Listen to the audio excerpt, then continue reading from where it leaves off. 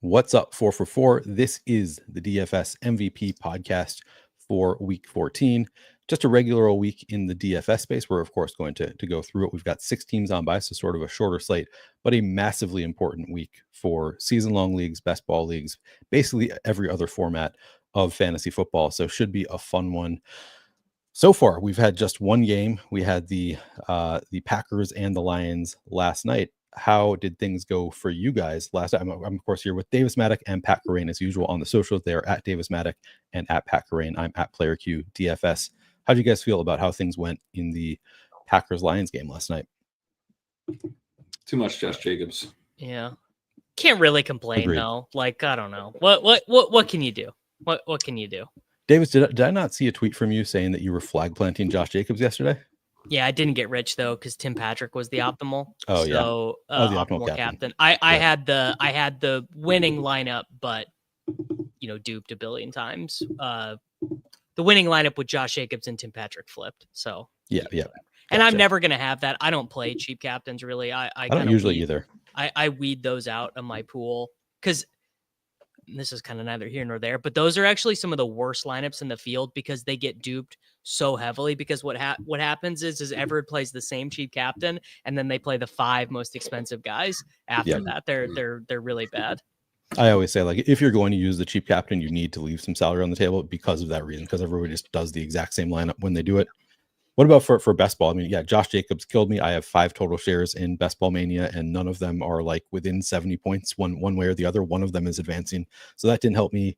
Jaden Reed, I guess that helped me. Like, I don't have much Jaden Reed, but like, I don't think anything helped me. Like, nothing was like. Yeah, I would have taken a Dontavian Wicks touchdown. I would have also taken a Dontavian Wicks touchdown. Yeah, I would have taken. That would have been nice. Yeah, I had a couple teams I was eyeing, and one of them kind of needed a quiet game from Jared Goff because I'm fighting to get in versus a Jared Goff guy, and one of them had Jared Goff. So it's kind of ended up in this middle situation where I was like, yeah, we live to fight another day. I'm not sure. And you kind of got what you wanted for that. He scored 23 fantasy points, so it's like not bad, but like doesn't kill you either. Exactly. Like you could probably get so I don't know. We'll see. I don't know the damage. It might have been a really good for my best ball stuff, but might not have mattered, or it might be bad.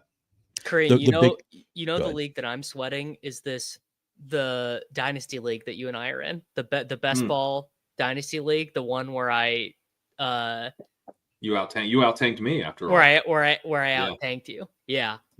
Where I have David Montgomery and Jared Goff in that league. I mean, I'm like legitimately 300 points ahead of everyone, but we are about to the sprint now, so it's sweating season.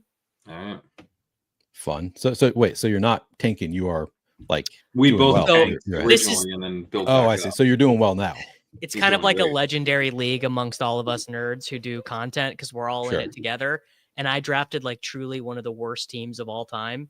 Like I took Clyde Edwards-Helaire over Jamar Chase in the rookie draft. I paid up for Mahomes right before he stopped scoring fantasy points, like all time bad. And I bet Leone $500 I'd win the league before him. Even money, no odds. And I won it last year. Oh, hell yeah. So you turned it around. Nice job. Yeah, no, that's fun. I've never heard of Dynasty Best Ball. That's cool. I'm okay. Davis assembled a monster team. Yeah, I'm like, dude, Dynasty Best Ball. It's God's game. I like it about as much as I like playoff best ball. It's a great format.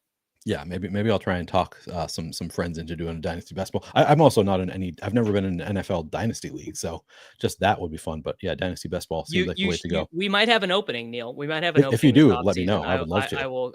We're always looking. One guy always quits. Every league I'm in, there's always one guy who wants to quit. I mean, I would be in if you have an opening there. Okay, I will make a mental note of that. The biggest thing I'm sweating right now is my 2 eliminator teams that are left, and wow. I had 0 players in the game last night, but there were multiple people with Jaden Reed, so I sort of loved the 0 from Jaden Reed ultimately just because of that, because it was like people, like everybody's teams are thin with the week 14 buys, so like those people, like you just need to like get top 5 out of 9 or something. So that's my biggest sweat. So ultimately felt pretty good about that last night. Anyway, we're gonna get into this. As I said, this is a pretty short slate. We have 6 teams on bye. So just a 10-game slate on DraftKings plus the 1 game on FanDuel. Should be a fun one. We're going to be going game by game as usual. If you scroll up to the top of the 4for4 YouTube channel, I did post a link to my tournament breakdown article, which goes game by game. That is the order that we're going to go in, is the order of my article. So if you want to follow along, you can find that there. And yeah, I think that's it. We're going to get going. First game of the slate, Atlanta Falcons at Minnesota Vikings. We've got Kirk Cousins coming home to Minnesota. Falcons implied team total 20.5. Vikings implied team total is 26. Vikings at 6 out of 26 teams this week. Falcons, that is tied for 18th out of 26 teams this week. Davis, I'll start with you.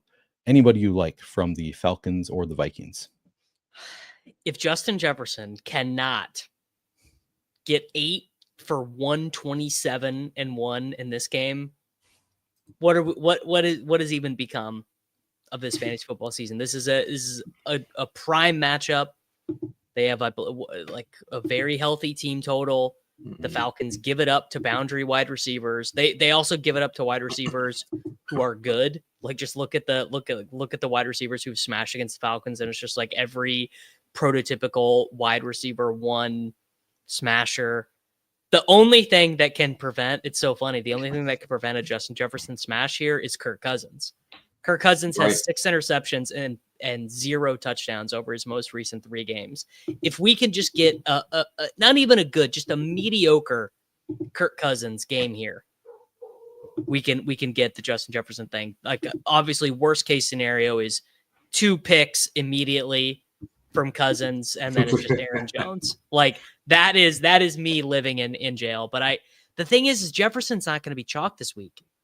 He's going to be like 9% this week because everyone's paying up for Barkley. Yeah, I think Jefferson is an awesome spot. Consider making him the walkthrough cover boy. I actually kind of felt like it was a little bit too obvious. That I was like, I'm going to go to a game that I think is maybe a little bit more fun. Because I do worry about sort of how fun this game ultimately is with the Cousins stuff Davis mentioned, but also that the Falcons are pretty run heavy, just consistently week in, week out, like very Arthur Smith, to be honest. I mean, they fight game script. They want to run, in kind of like back and forth scripts, they're run heavy, but they'll also, unless they're playing the Bucs, they'll fight pass heavy game script too. So that makes me a little nervous because the Vikings are a really good run defense. And sometimes you see these teams, they don't change their tendencies with the matchup and they just are more inefficient. They're running into the teeth of a good run defense, and then Cousins is in bad spots and, he melts down. So from a game perspective, it's not perfect. But when you look at the Vikings side of it, Darnold, I've mentioned a few times, he's holding the ball a long time. He really does rely on a really good Vikings offensive line and the elite weapons they have and the elite coaching they have. He's got a 3.09 second time to throw, which is the 3rd highest. Only Lamar Jackson and Jalen Hurts are higher. And, he's a little bit of a different quarterback. He's not going to be able to buy time and scramble around. You kind of need the good protection and ideally a weak pass rush. The Falcons have no pass rush. They're 31st in pressure rate, the 29th in pass rush win rate. I think that Darnold will have plenty of time to throw here. And so that should really unlock some upside for the passing game. It's kind of whatever this game environment will give us. It could be big for Jefferson if this kind of comes together. It's a little bit of a boom bust spot, I think, for the game as a whole, but a very strong setup for the Vikings. You're getting paid off with ownership for that. Like, if the field just decided, like, all right, dude, we're jamming him 21%, 7,800 Jefferson, let's go. But they're not. They're basically like, people have reached the boiling. They're past the boiling point with Jefferson. They're over it. They're done. Yeah. No, I think that's right. We're all on the same page. We're all very ready for the Jefferson spike week.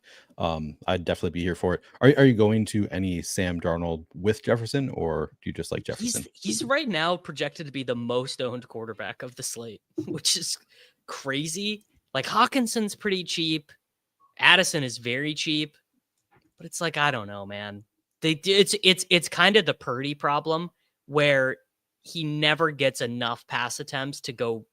Like, could Sam Darnold ever have 400 passing yards in a game, or even like 352?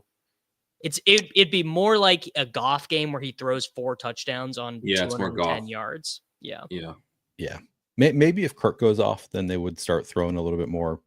But yeah, but Purdy's shown a ceiling. That style can work. I don't think he's Stafford, where somehow I don't know what happens with Stafford. Like it's like his points don't count or something. It's like there's a force field once he gets above 20 points on DraftKings. It's like there's a force field that's like somehow you can't get any more points. Yeah. Well, you just supported these 2 receivers. That's great. So correlation, you must have put up like 26 points. No, 19. What the 19. to be fair, he's had a couple big games like in the past 5 weeks. Like he's like long history of never scoring fantasy points, even though his receivers are good. But he has finally sort of broken that seal a little bit in recent weeks. Stafford. And anything else? So Jefferson, 100% with you there. I like Sam Darnold. I don't love the ownership coming in now. That's higher than I would like it to be on Sam Darnold. So I'm probably with you that that's not a spot I'm going to focus on if he's getting ownership. But I like other spots on the Vikings too. I think Aaron Jones, if Kirk is struggling, wheels up for Aaron Jones. Jordan Addison has actually been really good since TJ Hawkinson came back. 32 targets in 5 games, or seen pretty significant usage. He's only 5,300. Hawkinson 4,300. Do you have any interest? Do you guys have any interest in any of the other Vikings outside of Jefferson? I do. I think both. One thing I noted with Addison is he's got a 14.8 ADOT. He's been much more efficient recently. And you're like, if the play is that Darnold's going to have plenty of time to throw, the deep threat working past Jefferson's going to get doubled a decent amount here, and as he always does. And so, he gets to his second read, still clean. Hits Addison deep. You can see that. You could also see him checking down a lot. Check downs sometimes take a while. Having good protection is not a bad thing if you're banking on shorter, shallower targets. So Hawkinson could get peppered with targets, kind of depending on how the Falcons play things in coverage. I think one of these guys will have there's too many good options, and I think Darnold will be clean enough that there's going to be production in this passing game. Yeah, and Hawkinson still pretty cheap, really, 4,300 on DraftKings. Like his role has been expanding. So I like Hawkinson. At least sounds like Davis is on the same page, like in Hawkinson to some extent.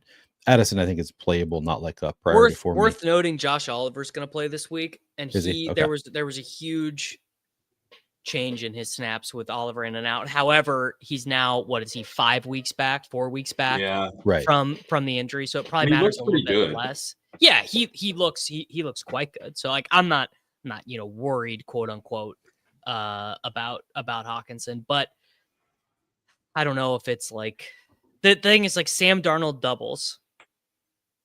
I don't know. I guess they're probably Jefferson, good. Hawkinson. Yeah, they're probably good. Honestly, they're probably just good. Yeah. What about the other side of the game? We've got Bijan, Drake London, Darnell Mooney. Those are the 3 players that I have some interest in. Do you guys have any interest in anybody on the Falcons? Mostly London. 16 targets last week. It looks like Mooney is kind of now coming back to be a complementary piece, which is like what he's best suited for. And Kirk is doing what he's always done, which is when things start to go poorly, he just focuses on the one guy. Yeah, although Mooney had that hamstring injury, and then he was back last week. He ran all the routes last week, so the 16 targets was somewhat reflective of just the situation there, not the injury. But I do wonder if another game back from it, it's a little bit closer to what it has been for much of the season. And London's going to be real chalky, so I don't mind the idea of actually it's closer to what it's been all year, and Darnell Mooney's still pretty involved as a way to not force myself to play London, who's too cheap at 6,400 for sure. Yeah. So neither of you interested in Bijan? Running back is just too hard. It is pretty stacked. Week. Yeah, it's true. Yeah. It's gotten better. He is when I wrote him up, I was like, Bijan is in a good spot in the sense that he's just on an impressive run himself, and he managed 25.5 PPR points last week with Cousins cratering. So you have an offense that's increasingly built around him. And I think he'll get plenty of work this week, and he's really good. So from that perspective, he's, clear cut running back 1 in fantasy, strong start. And therefore could be a good play if people aren't going to go to him. But I mean, like everybody else, you look at the any Saquon running spot, back. like, oh my god, right? Who's not one of the 4 guys? I would be surprised if they're over 20, and I would actually not be surprised if outside of the 4 guys, if no one is over 15%, which is like I can't ever really remember a breakdown. Well, Bucky Irving, if you include Bucky Irving, so the 5 guys, there'll be no one above 15%. I bet.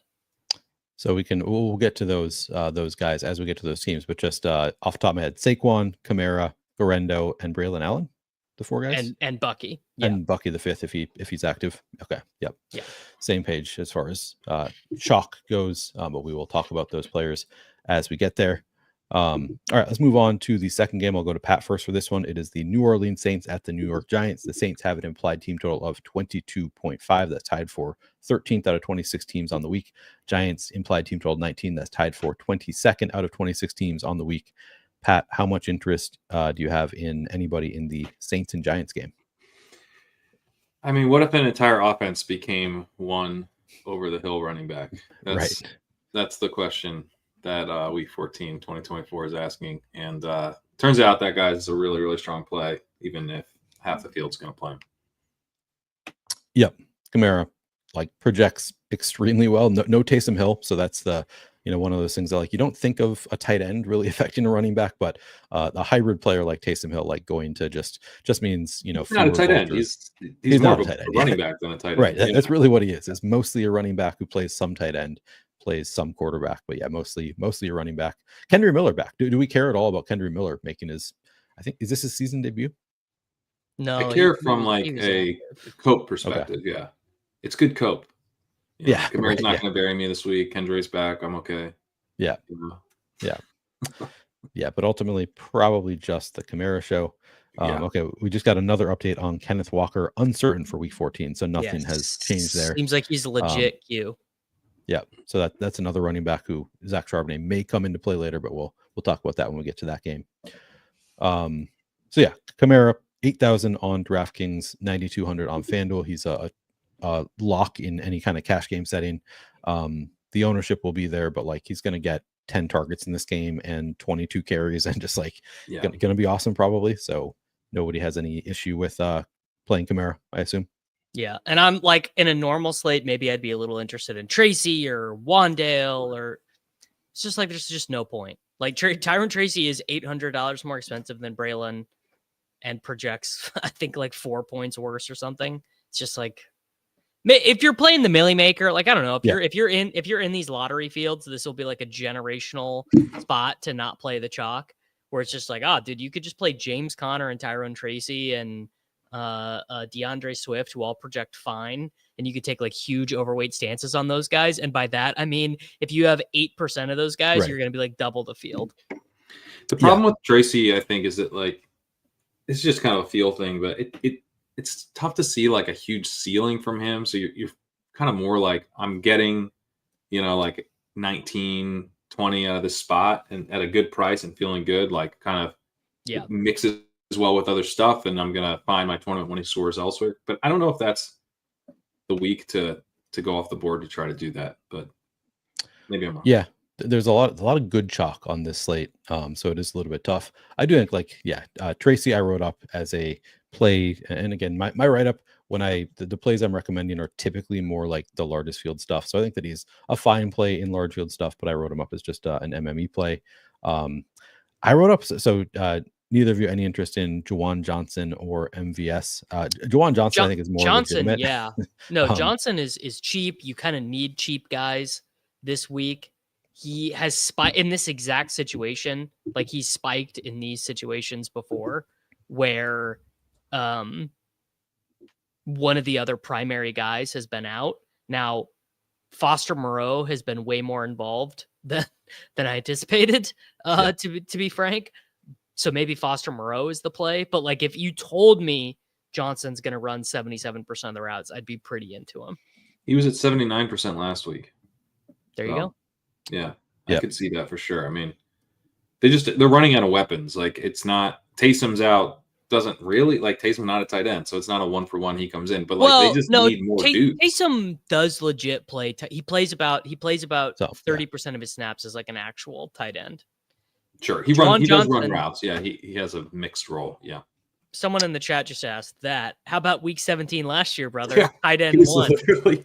For audio listeners, the question was, has Juwan Johnson ever scored more than 10 points in that? That is, we all remember during best ball drafting season, those of us who were just drafting tons of Juwan Johnson. Yeah, he did well in the playoffs last year. He won a guy $3 million. Yeah. Pretty good. Did he really? I didn't remember that. Okay. He's on for each team. Oh yeah. So yes, Juwan Johnson has done it before in the right role. I think he saw 6 targets last week. So I think he's playable. MVS I included because I sort of felt like I needed to, like obligated to, like, here's the situation with MVS. The route participation has come up. He's kind of expensive. I guess he has that like splash play potential that he's viable. Bub Means might play, which that's would true. Actually hurt his routes again. Yeah, probably. Probably not playing Bub Means though. No, I don't think. Maybe, I don't know. I think you could certainly. Is he 3K? I don't even know. If he's dead 3K, which he's not even in. Well, he's not even in ETR's projection, so maybe that means he's just not playing at all. He's not in my projection sheet, so that probably means he's not playing. Probably means he didn't practice today or something. Yeah. He is dead 3K. So if Bub Means plays, I would rather play him than MVS. Okay. And it'll be much lower owned. I mean, MVS not going to get a ton of ownership, but like just be based on like box scores, I would assume he's going to get some ownership. People are sort of interested there. Malik Neighbors 6,900. Like the price has come down to I don't think he's going to play. Oh, really? Okay. Didn't practice again today. He's had this groin thing off and on like since LSU, but basically, I think this is protect your guys season. For the Giants. Okay, so that's why you mentioned Wando Robinson instead of Malik Neighbors, because yes, or Darius Slayton maybe if Malik Neighbors doesn't play, like Darius Slayton, the one game Malik Neighbors missed previously was Slayton the guy. Always impacts the best ball fantasy football playoffs. It's like that's true. Like, so it's next week then. Yeah. Okay. Yeah. All right. That's fair. The one thing I will note on the Giants, speaking of protect your guys, isn't I think with Daniel Jones, they got like pretty conservative in terms of pass rate over expected. And then they benched Jones, cut Jones, and now they're starting a quarterback who doesn't have an injury clause. So if he gets hurt, he doesn't become your starter in 2025, and all of a sudden they're passing again. And so I do think like volume wise, there should be stuff on the Giants. So if Neighbors sits and we have like cheap volume plays here, I could see that working, or at least being viable. Yeah, I think that's a good note. Maybe we can consider some of those cheaper Giants receivers.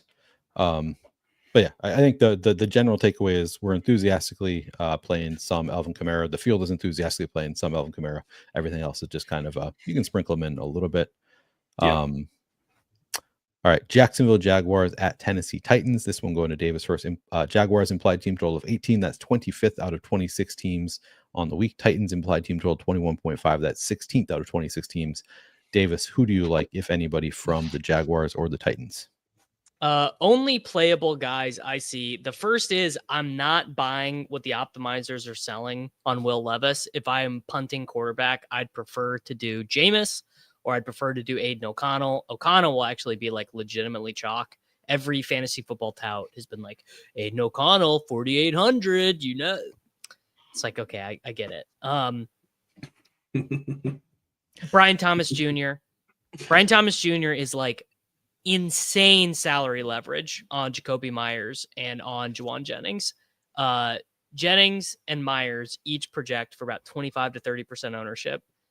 Brian Thomas Jr. I think projects like 0.7 worse than Myers in my sheet and is going to be 3 to 9% owned, kind of depending. And you're getting the best player.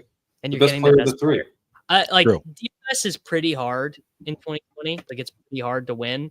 But these are some of the things you could do to just like pick up nickels off the street in terms of equity. And famous targets merchant Evan Ingram is 4,800. I mean, there's just nothing like checking a box score and seeing Evan Ingram 12 targets, 4 receptions, 27 yards. I mean, it's just, but at least you can tell yourself Hey, you printed the targets per outrun. the targets per outrun. And Pollard, I was started out the week pretty interested in Pollard. But I don't know, man. How do you play Pollard when now we have Charbonnet? Maybe I just don't in the stuff I play particularly, which is like 1,000 to 4,000 entrants per contest. It's like it gets pretty thin. The matchup is great. Pollard. Yeah, the matchup's really good. I think the way I'm reading the Titans is that they would really like to run the ball. And so even though they're going against the Jaguars pass defense that's the worst in the league, you're looking at the Jaguars like, okay, so they're probably a pass funnel then. They're not. Teams just kind of do whatever they want against the Jaguars because they also suck against the run. And in a situation like this, like I think just having the passing offense have a really high chance of staying on the rails is good for Pollard, as he is the focal point of the offense, most likely, is the way I'm looking at it. So I think this could be a pretty strong game for Pollard. I think he has ceiling. I don't know that I'll definitely play him, but he's definitely going to be in the mix for me, someone I'm thinking about. I think he's definitely like viable in the millie at least. He's a guy like people are going to be enthusiastically playing him in season long. If not for the many other options, he would look great. It's just we have so many other good options that it's not really a priority. But yeah, I think I'll probably have some. Definitely not a priority, yeah. But Ridley, I think, looks fine. 50 targets in 6 games since DeAndre Hopkins left. 88.8% route participation in those games. He's only 5,700, so I think he's again probably going to get chalky because people want to play Will Levis. And I guess I didn't even write up Westbrook Akine. we don't have to consider Westbrook Akine, do we? He's got 38 targets on the year. So and how many touchdowns? 8. Yeah, but so he's on a run. So the last 3 games, he leads Ridley 17-16 in targets, and he leads 16-13 in first read targets. So it's not like just this they've been game planning with him in mind. You know, he's a part of their offense in a real way. The season long stuff, favors Ridley a ton, and I'm generally inclined to just go with the projections and say, yeah, it's probably Ridley. But like,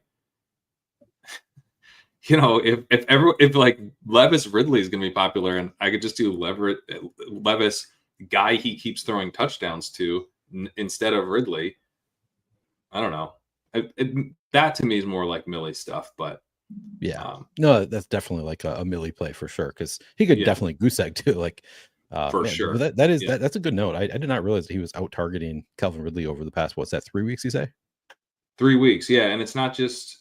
He's got 226 yards and 4 touchdowns over the last 3 weeks. It's been pretty nuts. And they have like the nut matchup or, you know, among the nut matchups. Yeah, it's got the best matchup in the league. So I don't know. I mean, I was saying, like, imagine if it was week 4 right now. Think the bids, think the victory laps on Westbrook Akine, you know? Yeah, it would be. I was the only guy drafting him in BBM, all that stuff. Yeah, people posting their screenshots of all their Westbrook Akine. Look at my 3 shares in BBM. Yeah, but we completely we don't care. You know, it's like 3 weeks of insane production. Who cares? It's week 14. Yeah. Yeah. Which is probably the more sane way to behave, right? I think that's I mean, people way overreact. Like early weeks in the season. Remember Isaiah Likely this year? It was like, oh my god, I can't believe I missed out on Isaiah Likely. Like it was the biggest. People were spending their entire fab. Yeah, no, we might be underreacting a little bit though. That you might be right. Yeah, this could be a situation where I didn't even write him up, but maybe you've convinced me that he's somebody that I should at least think about adding to my write up as playable in large field at least. Large field. Anything else in this game? No. I am not going to debase myself with this Nick Westbrook Akine talk, honestly. Fair. I don't think you need to. You don't need to debase yourself that way. Just sharing some numbers, Davis. I'm just sharing some numbers. Yeah. Maybe that's why I can't win $1 million because I'm not woke to a guy with 38 targets on the year, and that's on me. Half of them have been over the last 3 weeks. That seems good. It is definitely one of those things where continuing to score touchdowns is going to beget the coaches being like, "Wait, this guy is on our team, Nick." Right. Who knows? They're aware of him. They're starting to be aware of Nick Westbrook Akine. All right, now we have a better game coming up. And this one I'll go to Pat first. It'll be Las Vegas Raiders at the Tampa Bay Buccaneers. The Raiders have an implied team total of 20. That is 20th out of 26 teams on the week. Buccaneers implied team total of 26.5. That is 5th out of 26 teams on the week. Pat, do you like anything from the Raiders or the Bucs? Yeah, well, we got to see if Mike Evans, who I made the cover boy, but a little optimistic because he's dealing with the calf injury. So It looks like he's going to go. But that's the big thing for me here. If Evans is good to go, then I really, really like him here. I think this is an awesome spot for the Tampa Bay offense in general. The thing that's interesting about the Bucs is that early in the season, they were really dependent on this quick passing attack that was very effective, but they were very one-dimensional. They didn't have a run game at all. Over the last few weeks, they've had a really strong running game, and their passing game has stayed efficient. Baker Mayfield, for most of the stretch without Godwin and Evans, was still very efficient. He's been good since Evans got back. Otten stepped up, all of that. So now they have like this. I compared them to the Ravens actually, where it's like Bucky Irving's not Derrick Henry, and Baker Mayfield's not Lamar Jackson, but like you have this situation where you can attack in two different ways, and you can kind of vary what you're doing week to week a little bit, or within the flow of the game, you can adjust. And they're now in one of these spots. They're coming off a stretch where they went really run heavy against the 49ers. That makes sense. 49ers are a run funnel. They went run heavy against Tommy DeVito. Great. Makes sense. Then they go run heavy against the Panthers. No notes. Good job. But they have been pass heavy at times this season against the Ravens, against the Falcons, without all the receivers. Like without the receivers, they posted a 73% pass rate. 68% against the Chiefs the following week. Early in the season, they hit above 70 against the Broncos. So if pushed, or just in a competitive game, I think the Bucs could get back to kind of the previous iteration a little bit. Otten, I think, is a strong secondary weapon. Not as good as Godwin was, but capable. And frankly, Godwin was the number one, but now Evans is the number one. And I think very well situated here if the Raiders can show up. But the Buccaneers defense is not very good. So the thing I really like when I look at this overall game environment is the Raiders pass. The Raiders are not afraid to try to win these games that they are dogs in. They got one of the highest passing rates in the league. They have a really high expected pass rate every week, but they roll with it. They don't really try to hide and win comfortably. They're willing to drop back and just pepper Brock Bowers with 1 million targets. So I think this game could be like one of those two kind of bad teams like shooting it out. And if Evans is healthy, I think a lot of it could flow through him. So Evans on the Bucs side. Davis, do you want to weigh in on? I guess add your thoughts on the Bucs. I honestly like Evans is a smash, but I think I do prefer Jefferson based on how I expect the field to go. My thought is every player in this game is going to end up looking like shit in post-contest sims.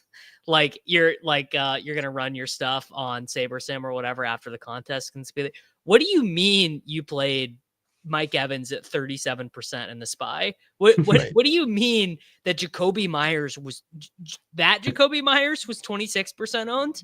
Like it does. You said he was 13. Well, he wasn't. Yeah. Yeah. Does now, feel that way.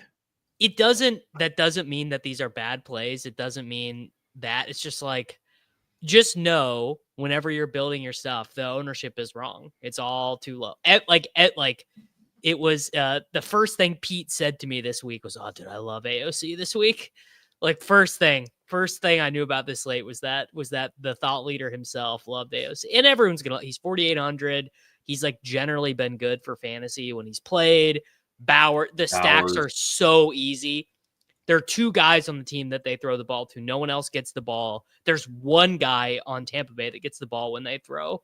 And then everyone loves Bucky. See, I was starting out thinking maybe Bucky ends up being overowned, but I kind of like Bucky more. I feel like he's the one who gets squeezed in all this stuff, but maybe I'm wrong.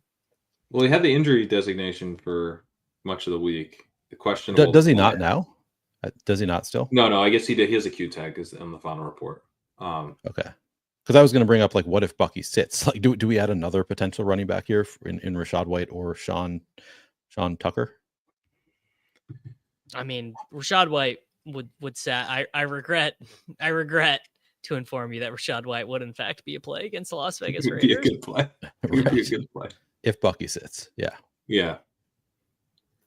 He had 7 carries last, or let me pull up his. It was an absurd. It was like much higher than I would have thought. Wait, who did? No. So Rachaad White last week had 11 carries. Yeah, he's not nothing. It's not nothing. Bucky just had 25, so we didn't care. Right. Yeah. Like Rachaad White. I mean, he played like half the snaps last week. 40 and 42. Yeah, he's still doing his thing. So, yeah. I mean, if Bucky's out, like he's going to get a lot of work. I believe Rachaad had the game icing rush, a 39-yard rush at the end. I'm pretty sure that was Rachaad. Oh, yeah. I think that's right. Yeah. Because it was, I remember being shocked because it was like, what are you doing in the open field, bud? Right. You lost. But nobody's, to be clear, nobody's playing Rachaad White if Bucky is in. But if Bucky's out, suddenly he's going to be added to the mix of like pretty interesting running backs. I almost wonder if that like steams the game more if Bucky's out, because then Rachaad White becomes kind of an obvious play, and you're just like, I'm just betting on this game to have a lot of volume and be fun. Right. Yeah. So, I mean, my instinct is that I love this game. Pat kind of described like the perfect game that I love, which is like bad teams with the possibility of shooting out because they have bad defenses, like the chaos of bad defenses. And they don't care. They're just, I know. They don't just chuck it. This is what you see why like the whole DFS nerd universe is aligned in loving this shit. That is true. We all love this shit. As I even did, there's some stuff I'll do. I'll like use little turns of phrase that I can reference in the title. And I did that it was all lined up. And then I wrote up this game. I was like, no. I'm doing that. This is too fun. So I think everything Davis is saying about this is such a classic like Steam candidate. Like in the SPY, this is going to be like reasonably owned in the Millie, and everyone's going to be 50% in the SPY. But you know what? Once a year, the Stone Chalk Mega Stack wins the Millie. It's happened every year as long as I could. More than once a year. Come on. When Hoop, remember when Hoop won the Millie and it was like 2v2 off the Cash Game Optimal or whatever? It's like, well, dude, you could definitely tell me that's this week. You could definitely tell me, because I was running stuff earlier, and guess what Sims really whale? AOC, Bucky, Myers, Evans, Bowers. And then you get that right, you only have to fill out 3 other lineup spots. Pretty easy. Better than everybody else in those 3 spots. Yeah. Yeah. I mean, it could certainly work out. And like you said, I think this will be a little bit lower owned in the Millie probably. Myers also questionable. So I guess I'll ask that question. Would we have any interest in like a Trey Tucker or something if Myers sits? Does that affect anybody else that we like better? No, that's probably bad for this game if Myers sits. Yeah. Feels like it would be. Yeah, so probably nobody becomes like a priority, but maybe I probably mix in some Trey Tucker maybe or something. I don't know. I haven't looked at it closely. He's expensive. He's 4,600. Is he really? Okay. Yeah. Never mind. So yeah, maybe there's nobody that really opens up in that scenario. Bowers probably doesn't even get better in that scenario. It just like means Bowers will definitely be double covered. And how many targets can one man get? Yeah, exactly. Like, can he really get more targets than he's getting now? So it would just hurt the game. Hopefully Jacoby Myers plays. But clearly on the Raiders side, Bowers and Jacoby Myers look good from a projection standpoint. I'm going to be playing a lot of Bowers, at least. Not sure about Myers. Do we have any interest in? So if Madison sits in this game, I mean, we've got Sincere McCormick, Amir Abdullah. No, just no. It's too much of a mess. It's just too much of a mess. I think that's a fair response. Do you agree with that, Pat? I do. McCormick looks like a better runner, but Abdullah's going to get all the little dump off stuff. So yeah, it's kind of gross. Yeah. The one player that we haven't really, I mean, so first of all, Baker I think is pretty intriguing to me. Like Baker's been really good this year. So I think just like flipping it to play the other quarterback in this game at lower ownership, pretty intriguing to me. Can I tell you that? I think that's very sharp, Neil. Yeah. Yeah. Baker and Evans, like, because this is a move too. Doesn't Dink talk about this? Like you go into a game environment that people like, but you just like are playing different pieces. Like if you're going into this game environment and it's like everyone's in the O'Connell Bowers stuff and you're Baker Evans. And Baker Evans could be pretty nice. This is like a really nice spot. Well, that's the part I like the most. The move would really be Baker, Sterling Shepard. It really would be. Shepard is it's not even like McMillan where he's just running wind sprints. Like he's actually getting targeted too. I mean, he's not very good, so it's hard for him to really rack up the points. Like he's not as good as Mike Evans, but he's playing that role that made Godwin the number one wide receiver in fantasy. He's just like 1-for-1 replacing the Godwin role.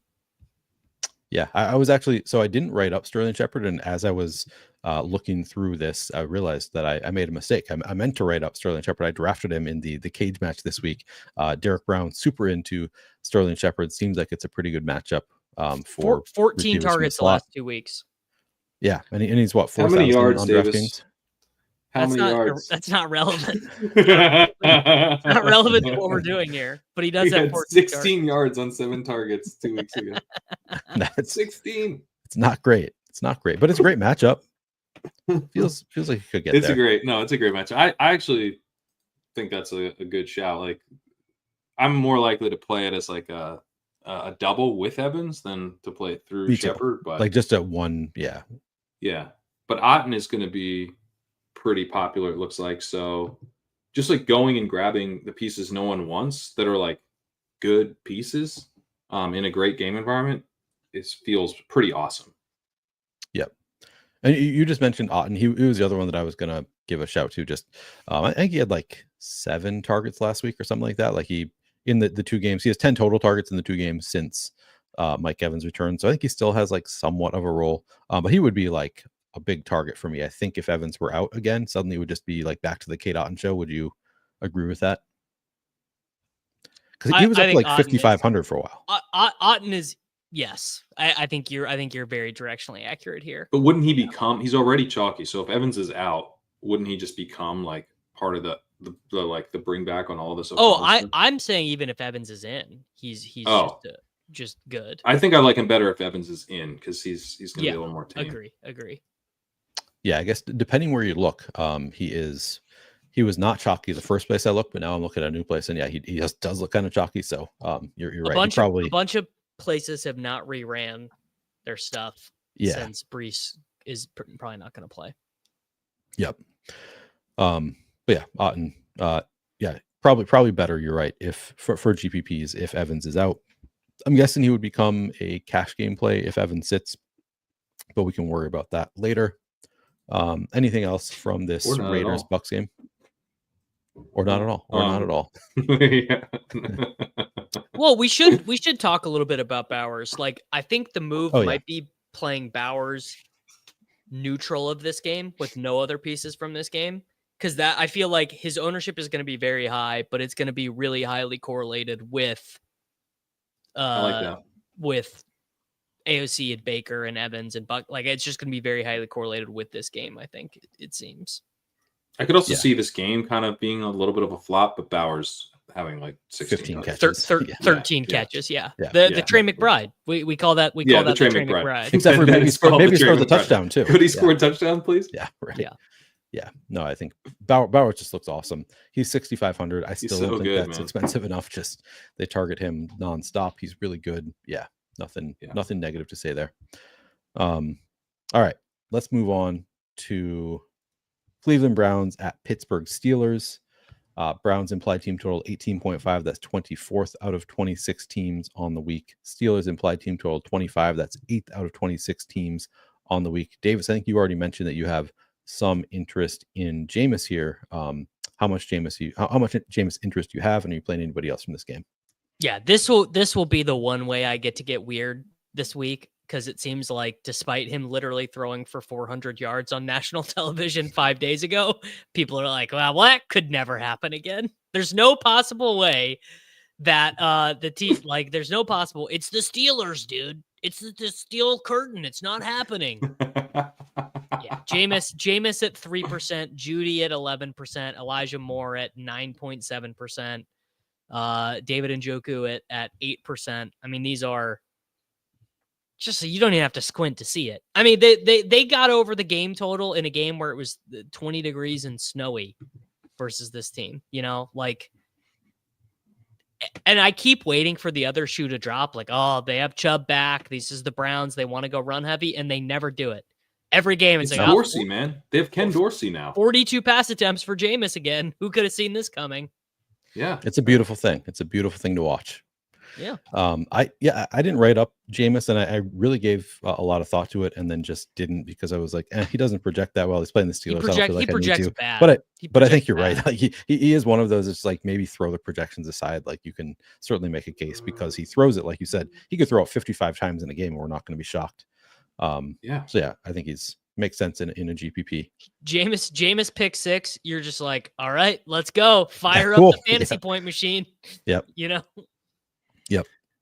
I really hate this. I actually have a bet with Leone that Russell Wilson won't start this week, that I made back in the summer. So we'll see if that plays out. He's looking favored. I think his calf does seem fully healed. Yeah. It seems you really did run poorly with Justin Fields starting the year as a starter. No, because I also made a bet with Sam Sherman that Justin Fields would start the year. And then he had to sweat that all summer and then pay me money. So that was I've never run more pure. Yeah, that worked out really well. Okay. Yeah, now that money goes to Leone, though. Really, where you ran poorly is that they put Russ in, and then Russ has been really good. Like that's where Russ has been good. Like, nobody saw that. I know. It was the flip. Russ. It was the flip. Yeah, exactly. Well, but speaking of Russell Wilson and George Pickens popped up on the injury report today, which I thought was strange. It's probably not a big deal. I like Russell Wilson more in the draft games on Underdog than I do on DK. I don't know. How many points can he get? I guess he has got 30 this year. Maybe. Yeah, man. He can get more points than I would like to admit. But yeah. I think pretty, because what I was pleasantly surprised by last week is that the Steelers actually passed the ball in a game environment where they got pushed a little bit. 65% pass rate. They only had a 54% expected pass rate. So they were 11% above expected. For the Steelers, that's like a gajillion. Like, that's just, they don't do that. They don't do that. Like, for years, Arthur Smith has just refused. You remember the stuff you predict that then like doesn't come true at all. And I've like several times been like, it all is lining up for, and now I guess I'm doing it again here, because I'm thinking maybe finally the Steelers could get pushed, but they showed a willingness to pass last week. Russell Wilson had his best game of the season. Ultimately, I think I mostly prefer it through Pickens as opposed to forcing a stack with Russ. But Pickens has been awesome this year. Yeah, he's been 2.37 yards per out run. He's 87th percentile on open score. Used to be kind of just the contested catch guy. He does everything now. Yeah. So I'm pretty into Pickens as part of this game environment. If we're betting on Jameis to show up and do some stuff, then I think Pickens is kind of an awesome bring back, or even just a one-off play as a bet that game environment's more fun than people think. Same page. Yeah, I think Pickens looks really good. He's not mega expensive or anything. Najee Harris, another one of those running backs who's like, he projects pretty well, looks okay, but then when you put in the context of all the other running backs on this slate, I don't know how much I actually get to. Either of you have any interest in Najee? More a season long, just like a strong running back 2-play type thing. Yeah. And then I wrote up Jerry Jeudy, David Njoku, Elijah Moore. Cedric Tillman looks like he's going to miss this one. I don't think he's ruled out.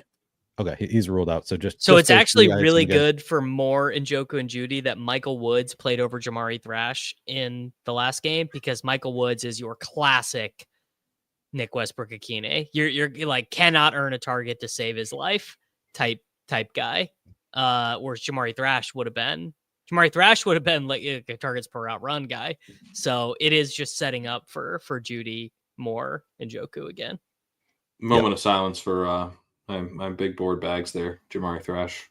Did he get hurt in that game? I thought I read that he got hurt like early in that game. Oh, maybe he did. Maybe I missed that. I know Elijah Moore went into the tent in that game. Maybe I really just want that to be true, because I talked a lot about Jamari Thrash in my showdown breakdown and did not even mention Michael Woods or whatever. Like, I didn't even know that he was a thing. And then, so I'm justifying it with an injury. He did get hurt because he is ruled out against the Steelers. Yeah. So probably don't need to go to Woods, but the big three look good again. Jeudy, Njoku, Elijah Moore. Pickens can go to Russ. All right. I think that's good enough for this game. Unless, do either of you have anything else you want to say? Steelers, Browns. No, I just in general that like copy and paste this analysis of the Brown stuff with like whatever your favorite stack is. I should have said DeMarcus Robinson, not right for Kerrane. Yeah. Well, that's still 2 touchdowns though. I mean, it's the same exactly. thing regardless. So basically, if you like a stack this week that is not the Tampa Bay Raiders stuff, you can play that stack with the chalk, with Guerendo and Allen and whatever, because ownership is like so well, not Darnold, everyone else other than Darnold and the Raiders Tampa Bay guys. Yeah, that's probably true. None of the except the best quarterback and best wide receiver in that game for some reason. Right. It's hard to say. Going to Pat with this one, Carolina Panthers at Philadelphia Eagles. Panthers have an implied team total of 16.5. Eagles 29. Eagles, that is the highest implied team total of the slate. Panthers, that is the lowest implied team total of the slate. How much is Saquon going to kill us this week, Pat? Well, I've been impressed lately with Kenny Gainwell. He's looked really good.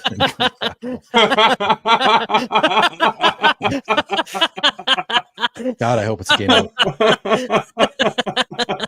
This would be such a good game for like Saquon to stub a toe before this game. I would be so happy.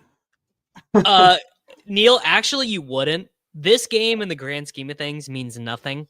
We're not going to the Barkley teams are already advancing. They're already advancing. The time we want him to eat some bad Indian food and not want to play the whole game is next week. Yeah. That is the game we want him to just chill. But I also have major Kenny Gainwell bags from like pre-draft stuff in the big board. I have major Gainwell bags, so I do want that. I have 70% of Braylon Allen in the big board, so I think I'm ready to ship it.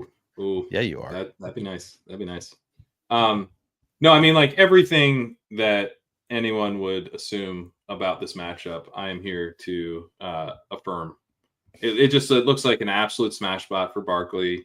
Panthers are horrendous against the run. They're also horrendous against the pass, but that doesn't really matter and probably only helps Barkley because it means the offense will be moving the ball. The Eagles have not wavered from this post-bye shift to the run. Before the bye, we had pass rates above 65%, 69% against the Saints, 68% against the Bucks. Normal, kind of leaning to the pass stuff. Since then, it's just been these crazy low pass rates week after week after week. Not been above 50% a single time, as low as 36%. They were 43% last week against the Ravens. Ravens are a massive pass funnel.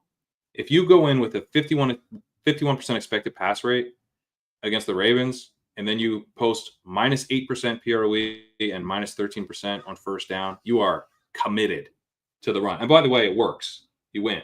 So, like, now you get the Panthers. I mean, you're going to run all over them. The Panthers are one of the biggest run funnels in the league. So, yeah, everything. I mean, Barkley now, he's up to 452 rush yards over expected, the highest we've ever seen. Really glad he's got like 5 games left for that to get to like 500 plus. He needs 122 awesome rushing yards per game to break the all-time record for rushing. He needs 140 scrimmage yards to break the all-time scrimmage yards record. Do you think that factors in? Like, to what extent do you think he's going after that? He's got so much time. Who cares? Like, yeah. It would be my opinion that he would very much like to. Yeah. That he would like it, that the coaches would like it, that Sirianni would like it. Now, does that mean if it's a 20-point game in the third quarter that they're like, all right, right? Because they also have Super Bowl aspirations, so like they're also probably not going to push it too and much. It's already happened. It's already happened this year where they pulled him early, then 12 minutes left on the clock, and it's Gainwell in there or whatever. Yeah. Right. So maybe his ceiling is hard capped here a little bit by. That's the main risk factor. Is that it's too good. That this is too good of a matchup, and they just roll them, and it's kind of like the Eagles were 3 years ago, where they just like crush the Steelers, crush the Titans, and then they just pull the starters, and we only get like 3.5 quarters or 2.5 quarters. But man, that's a thin spot to be if you're trying to fade Barkley here. That's and the way this team plays, by the way, if they are killing them by that much, it's Barkley. Barkley went through Barkley. I was going to say they've been so loath to pass. Yeah, AJ Brown did not have a target in the second half against the Insane. Ravens. That was the nut spot for the Eagles. I was so excited to finally see the Eagles passing game go off last week against like the pass funnel against the Ravens. I don't really see a way Barkley gets less than 20. And I think his paths to being the highest scorer of the slate are numerous. I wagered my own money today on Saquon Barkley to record more than 180 rushing yards in this game. Oh my God. Yeah. And this is the one thing.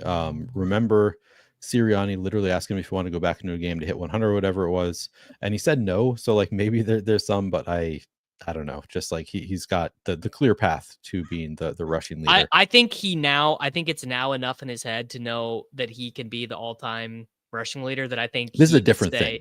It's now after the 200. That's different. After the 255, because that's what he had to have to get there. He had to have like just a crazy game.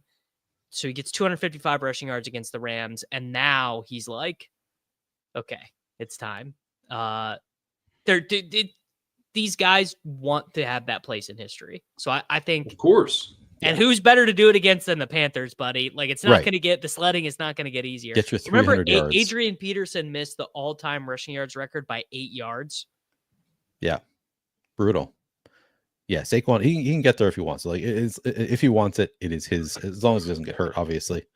So with all of that said, Saquon looks great. Are we just not going to even consider the passing game against the best matchup on the planet? Devonta is so cheap. Devonta is 5,800. And what I will say is this: this is probably do as I say, not as I do, because I probably can't get myself to click the button on this after how bad the Baltimore Ravens game bit me. But boy, is Jalen Hurts leverage on Barkley this week. Can you imagine how hard the Barkley people are going to be tilting if he has 3 push touchdowns this week? I mean, it'll be generational tilt. I wrote him up. I wrote up the whole passing game because I'm like, in the Millie Maker, I think it makes some sense for that reason. But man, it's a tough click. But do I have to have Hurts, right? Can I just not play Barkley? Hurts is 7,800, and like stacking him is going to be tough. So like, can I just root for that to happen? Like, am I getting buried by Hurts if, like, you know what I mean? Or am I going to even need Hurts if he steals touchdowns? Scored the second most points of any quarterback this year. So like, he probably still is a good. I mean, like I said, I probably am not doing it. What are you doing? Are you going naked? Or with Smith? Yeah, or with Devonta. Okay, because I mean Brown's 8,100, so that's no. Yeah, I think you do it with Devonta, no Goddard. I think is what you do. Yeah. What if you just skinny with Grant Calcaterra? I would. He's expensive. He's 3,500. If he was 2,800, yeah. But nice. He is maxed out at 4 targets. Grant Calcaterra is maxed out at 4 targets. Yeah. I'm really hopeful that the Panthers can really focus on just like, let's stop Saquon and they can keep him to like 200 yards or something like that. That's all I'm really hoping for here. And then we can get something out of the passing game. Naked Hurts is interesting. It is kind of, I don't usually play naked quarterbacks, but I can kind of see it. But yeah.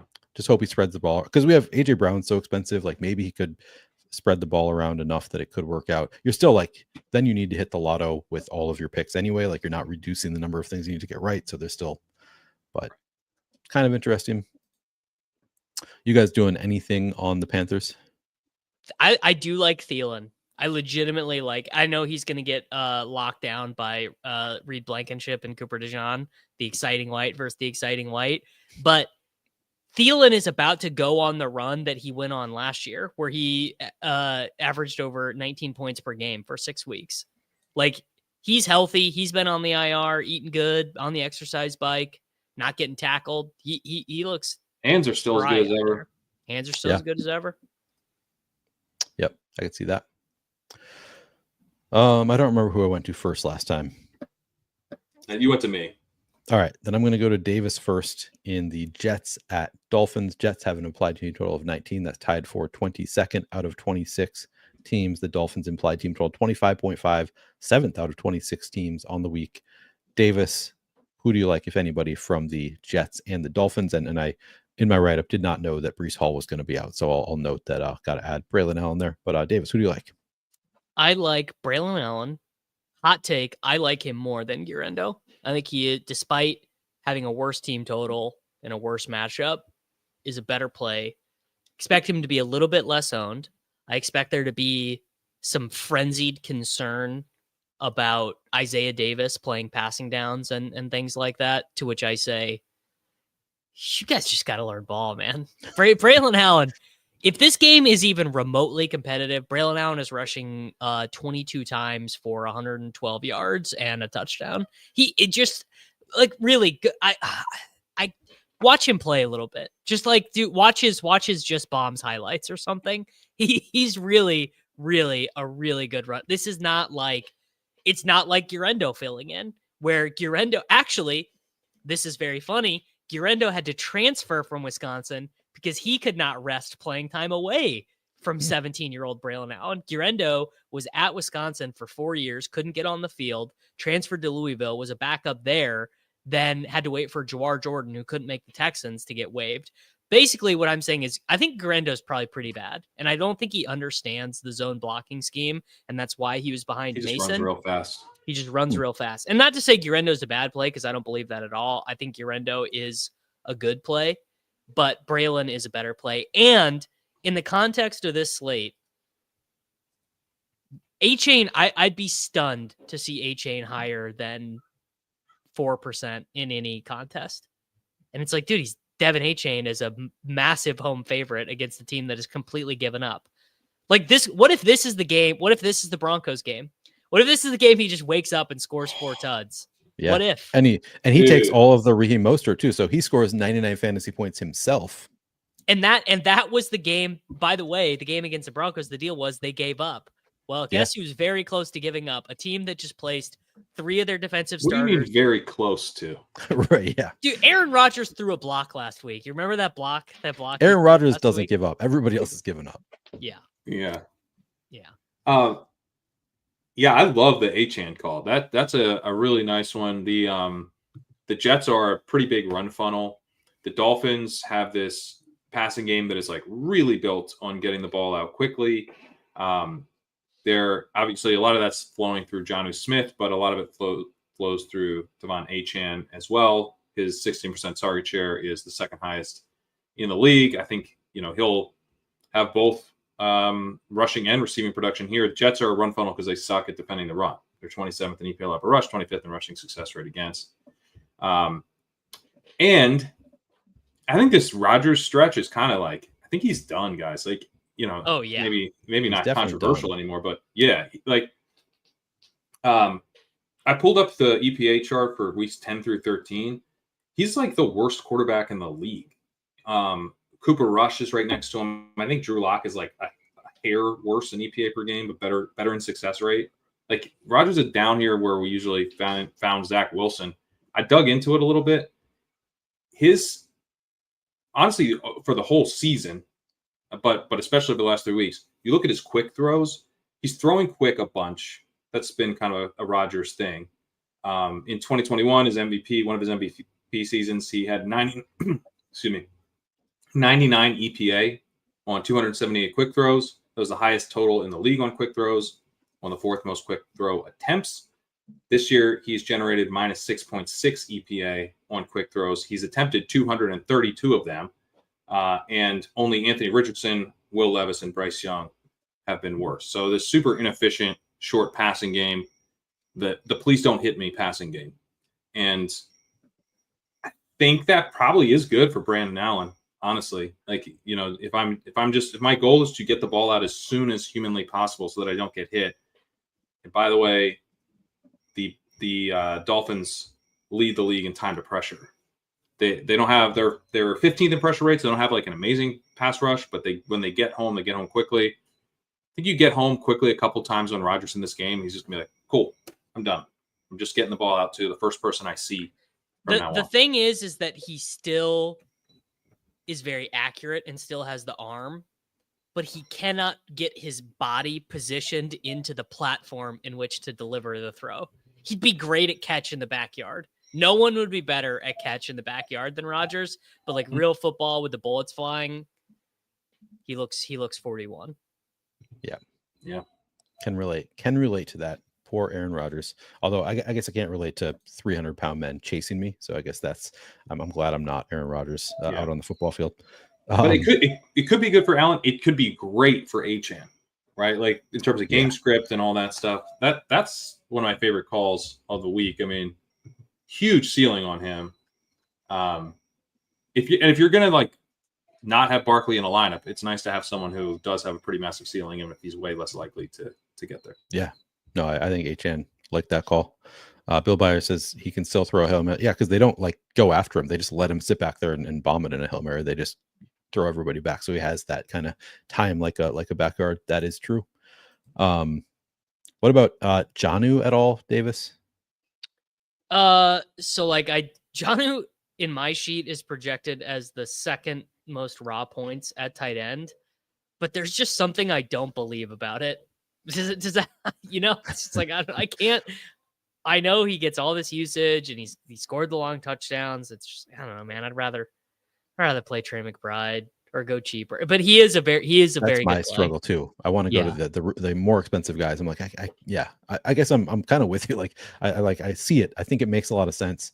Probably should be going there. But also just, I want to play Trey McBride and Brock Bowers and David Njoku, and it's tougher for me to get there, but probably, I guess everybody's going to feel that same way probably. So he probably comes in, like, gets squeezed a little bit and maybe becomes interesting. He definitely will. And the other thing is no one's playing tight ends in flex this week. Oh yeah. So that is a big impact on ownership. Yep. And then Devontae Adams, Garrett Wilson, I don't know. I feel I always feel sort of obligated to write them up because they always project like pretty well point per dollar. But I'm never enthusiastic about them. Yeah. Yeah. All right. It's tough, man. It's really tough. Yeah. No enthusiasm there. No. All right. Should we move on? Yeah. Yes. All right. Seattle Seahawks at Arizona Cardinals. Seahawks have an implied team total of 21. I'll be going to Pat first for this one. That is 17th out of 26 teams on the week. Cardinals implied team total of 23.5. That is 11th out of 26 teams on the week. Pat, this feels to me like it's another game that could be a kind of fun game environment, although that did not work out at all. It was just like a couple weeks ago, right? We saw the same game and it didn't go off at all. 16-6. It was gross. So we going back there or are we scared away? So I touted that game. I was really excited about that one. And so, kind of was like a bummer for me to see it flop like that. Specifically, I liked Kenneth Walker a lot in that game. He popped up on the injury report. Am I right about that? Yep. And they like the latest is like they truly don't know if he's going to play this week is I think the latest quote I've seen. Yeah. So that's a bummer because or it's interesting for Charbonnet because that's the Seattle running game is the side I'm most interested in.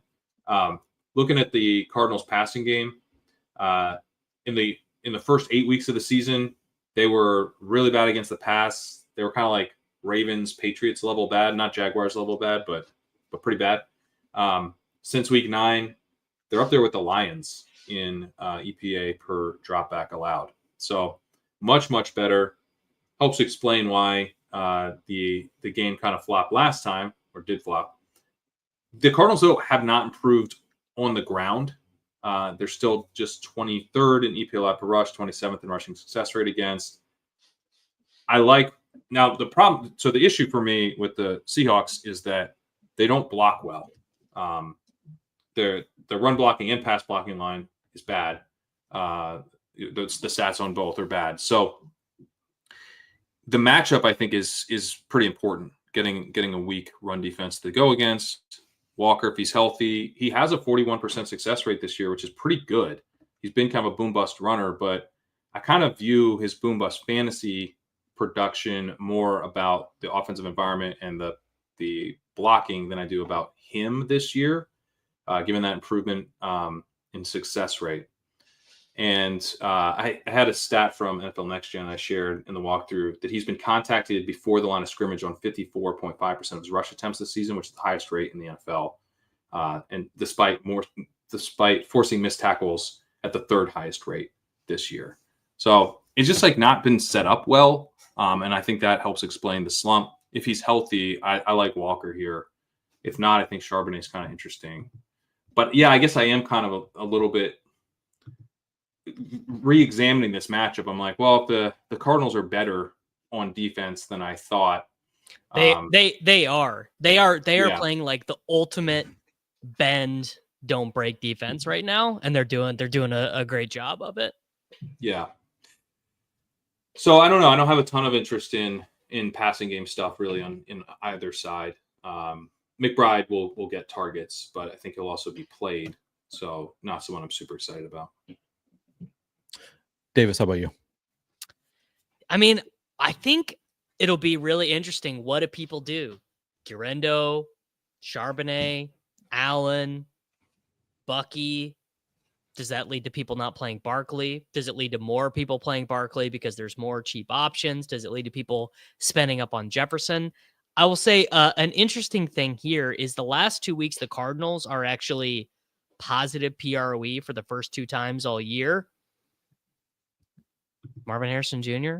Can I interest you guys in $6,000 Marvin Harrison Jr.? Marvin Harrison Jr. less expensive than Jackson Smith and Jigba. And I do like JSN too. I think JSN is kind of the natural fit here against Seattle's defense. They kind of try and keep it, or against Arizona's defense, where they try and keep everything in front of you.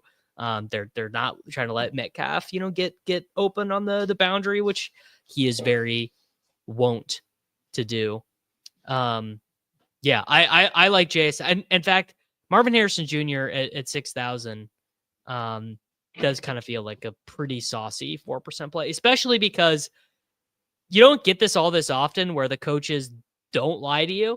So we're going to build the whole passing offense around him, to which he meant in the sense of everything that's not already giving to Trey McBride. Like, just grant that Trey McBride is going to have 12 receptions no matter what we tell Kyler to do. That's just going to happen. And then everything else that's not already automatically credited to Trey McBride is going to Marvin Harrison Jr. You actually have to build the whole offense around Marvin Harrison just to ensure that someone else is targeted.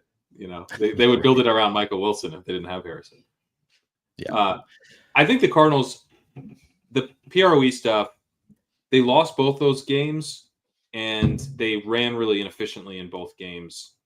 And so I would view that as them being like, this sucks. Let's get back to running the ball. Let's really, really try to establish James Conner early in this game and get our offense on the track that we wanted to. I mean, Davis, you talk about this all the time, that they're kind of like the Cardinals, like they have to have that certain They style. have to be able to run. They've got to be able to run. Yeah. But you could argue they are going to be able to run here, so the passing game is going to work. You could argue that. That is what I am arguing. I am arguing that. I am arguing that this is a Marvin Harrison Jr. spot because I expect this to be a good Kyler game. This is not going to be a game where you are flipping over to the Cardinals game and you see a 7-step drop back from Kyler in which he can't see anything and is basically playing 500 in his backyard with his nephews in that passes for a Marvin Harrison Jr. target. Are you interested in Conner at all? I like Conner a lot in the draft games on Underdog, where I think people are going to be too over their skis on these replacement guys. Like, I've been doing some drafts today, and people are like, oh my God, I got to get Braylon Allen. If I don't get Braylon Allen, I'm going to die. My whole family's going to die too. And that leads to just the very boring veteran guys who project for 16 points going undrafted sometimes. But then when you bring salary into it, and it's like, well, I can have 8% owned James Conner. I can have 12% owned Tony Pollard, or I can save a bunch of money and play Braylon Allen. Well, I'm thinking there's a chance every team I do might just be 2 of the value guys and then Barkley. I might just be like, I'm making 10 teams. I'm chopping and changing the 5K guys, playing Barkley, and if I die, I die. Yeah, that to me, I think Barkley does not. Like, people don't move away from Barkley for these cheaper guys. No. I think they use them. They sure don't. No. Yeah. You think people are moving away from Kamara? Yes. More than Barkley. That is what's going to happen. For the 9th consecutive week, Alvin Kamara is going to project for 23 DraftKings points. He's going to project for 28% ownership. You're going to open the SPY, and he's going to be 11% owned. But this will be the week he finally punishes the faders. This will be the week. This will be the week. Yeah. I take him at 11%. Sign me up for that. Oh, it'll be like 15 max. Yeah. He's kind of a smash if he's 15. Yeah. I'd be pretty into that. Not even kind of. He just is. Yeah. Oh, he's a smash at 20. Yeah. So what is our maybe level I'm of interest if Kenneth Walker ends up out? Zach Charbonnet's 4,800 on DraftKings, 5,300 on FanDuel. So he's pretty the low best price. of all of them because Yeah, the I'm more passing game interested. work. Yeah. Yeah. He's like a snap consolidator too. He's kind of the old Alexander Madison. Yep. He just comes in, gets a whole backfield to himself, and he can do all the stuff kind of well. He's big. Yep. So he probably scores a touchdown. Kenny McIntosh has 3 touches on the season. So you'd like him better than Guerendo. You'd like him better than Braylon Allen. Definitely better than Guerendo, to the point that Guerendo might end up kind of being sneaky. If all this comes through, Guerendo might end up being, Guerendo was only 18% owned. Really could happen that way. Yeah. It's possible. Yeah. Any Kyler interest? I probably should have some. Davis is getting some point about ownership. them being able to run the ball, and that unlocking the passing game makes sense. I don't know. They've been so up and down, and I keep trying to predict it, and it's just very difficult. So it's probably more large field stuff. I think he's shown such a ceiling that you should be always considering him, I think. Agreed. All right. Anything else from this game? We're ready to move on. I think we're good. Okay. Moving on to Buffalo Bills at Los Angeles Rams. Bills have an implied team total of 27. That's 4th out of 26 teams on the week. The Rams have an implied team total of, I did not write it, but it's tied for 13th on the week out of 26 teams. Davis, what do we like from the Bills and or the Rams? I mean, I do like Puka here. I think it's like a good conceptual spot for him. Kerrane, it's been sticking to me what you said on Monday. I think this was you. Like, the Bills are good against boundary wide receivers, but the Rams don't really have one. They all just run their routes over the middle of the field. This wasn't me, but it's I not like you. This. No. Yeah. I was crediting you. I don't know who said this, but it's a really good Puka spot, especially because it does seem that Kupp is in fact 31 and showing his age. Like, he can still get open, but he's in the Kelsey area where he can't run after the catch anymore. And I also will say, all these running backs, all these plays, Kerrane is the same as he ever was. 100-yard bonus last week. Like, I guess Corum did get 8 rushes, but he like legit is going to be 1% owned. Like nobody, including me, by the way. I'm just saying it because I'm on a show. Right. There's no chance I'm playing Kerrane Williams. I don't think I am either. Yeah. Yeah. I think you're making a good point.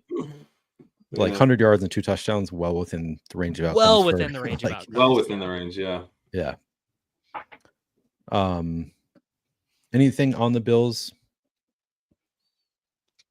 They score 30 every game and no one gets there. It's insane. 30 points 6 weeks in a row. And Josh Allen is not top 30, by the way, in this run either. Yeah, they just spread it around too much. Yeah. That's kind of how I see it here. I mean, the Rams, they're a run funnel, but they're bad against the pass too. You don't have to run on them if you don't want. And I think the Bills come in here, kind of play balanced and spread it around and do their Bills thing. I mean, they ran the ball a ton last week, but that's related to the snow and everything. They're going to be. This is in LA, so I think they pass it more than last week, certainly. But it should still be a good game for James Cook. I expect him to be plenty involved. And I don't love the Rams here. I think the Rams are not pass protecting well at all. We're seeing Stafford be more aggressive in games against really weak pass rushes. I've tried to get, I've been very excited about the Rams. It worked against the Patriots. And I was excited about him against the Saints. That didn't work. But in both games, his ADOT increased. His deep pass rate was reasonably high. Actually, the highest it's been all season against the Patriots. But they didn't pass a ton. And then you get in games where they get pushed, and like by the Eagles, and they will pass the ball, but they don't really want to, and they pass more conservatively because they can't protect Stafford, and Stafford knows that. So it's, getting the ball out more shallowly. So the Bills have a decent pass rush. decent is good enough to mess up the Rams. And so I think the Rams passing game is probably, I don't think they're going to be taking that many chances this week, opening things up, really going for it. The thing's going to be a lot more conservative. That could be good for Puka, but it might hurt the game environment a little bit if the Rams aren't really pushing back a ton. Yeah. Yeah, it's a tough game to really prioritize anybody in the game. I don't know. Do we have any other thoughts on this game? Not really. It's just the Bills.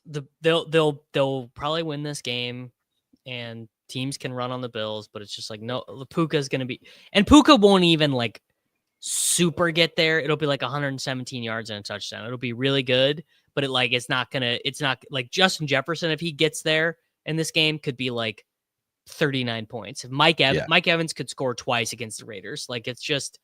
Both teams kind of like don't run enough plays, and it's just I don't know. It's like this game's going to go under the total, I bet. Yeah. All right. Do that for sure. Chicago Bears at San Francisco 49ers. Going to go to Pat with this one. The Bears have an implied team total of 20.5. That's tied for 18th on the week. The 49ers have an implied team total of 24. That's tied for 9th best on the week. Pat, how much interest do we have in Isaac Guerendo or anybody else in this game? I mean, Guerendo is obviously a pretty strong play. And as Davis has mentioned, if people move away from him, he becomes even stronger. The Bears aren't good against the run. They're not as strong against the pass as they were to begin the season, kind of cooling off a little bit. They're still very good, but they look like an elite pass defense. And now not so much elite, just like pretty strong. So I think the 49ers be all right here. On the other side, I think the Bears probably go a little bit more towards the run here. The 49ers are a major run funnel. They're bad against the run. They're pretty good against the pass. Thomas Brown's been pretty pass heavy at the last couple weeks. 77% pass rate 2 weeks ago, 83% last week against the Lions. Caleb Williams had a really long time to throw last week against the Lions. I think that was all kind of like connected where they're playing the Lions. You have to pass. You're out there letting your quarterback make plays. But in this game environment, I could see them coming in and trying to establish a little bit more and play a little bit more controlled and get back to some of that early Caleb Williams stuff where he's getting the ball out of his hands quickly, setting him up for layups, that type of stuff. And so I don't know that I love this game environment. I see both sides leaning on the run here, pretty heavily. Yeah. Davis, do you like anything? I mean, outside of Guerendo, and you've sort of already given us some of your thoughts on Guerendo, but anything else that you like in this game?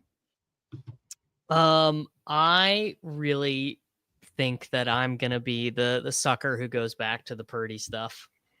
It's like before Purdy hurt his shoulder and before the 49ers season went to 0, I like Purdy double simmed amazing every week, and Purdy was having a great fantasy season before, and that was with like running bad in the red zone. And God forbid, man. I mean, Juwan Jennings, like 5,200 for Juwan Jennings. Guy's like the 9th best wide receiver in the NFL. Come on, man. I mean, he might be. The guy's insane. So I am gonna be big on Jennings. I'm gonna be big on I think like my spy team. I'd like to do a Purdy double. Juszczyk is gonna play the third downs, but like the thing is, man, 16 for 80 and 2 touchdowns. That gets it done. Jennings is gonna be the most owned wide receiver. He's gonna be the most owned wide receiver of the slate, more than Jacoby Myers even. Debo, you want to know his rushing usage the last 3 weeks? Just guess. I'm gonna go with 5 total carries. I think that's right. I think it's either 4 or 5 total carries. No, the last 3 weeks, it's 1 rush for -1 yard. 2 games in a row with no rushes. Oh, you did the weeks thing on us. Do they have the buy in there? No, the last 3 games. Last 3 games. Sure? I looked this up yesterday. If I'm wrong, I will correct myself. Yeah. No. Kansas City. Okay, I miscounted that. Yes. No, I am Yeah. No, Okay. I'm pretty sure I'm right. I am right. I think I went to write this up, and then I got confused with. Actually, you know what? It's even. Yeah. No, I am right. Last 3 games, 1 rush. But that's with -1 McCaffrey yard. there for all those games, right? And McCaffrey's gone now. Well, so do we see an uptick again? Not in the Buffalo game. The Buffalo game, he got hurt in the first quarter. Okay, yeah. But Jordan Mason was there, so now Jordan Mason's out. So now they have to go to Debo. Debo right? will definitely get 3 rushes in this game, and I'll tell you what.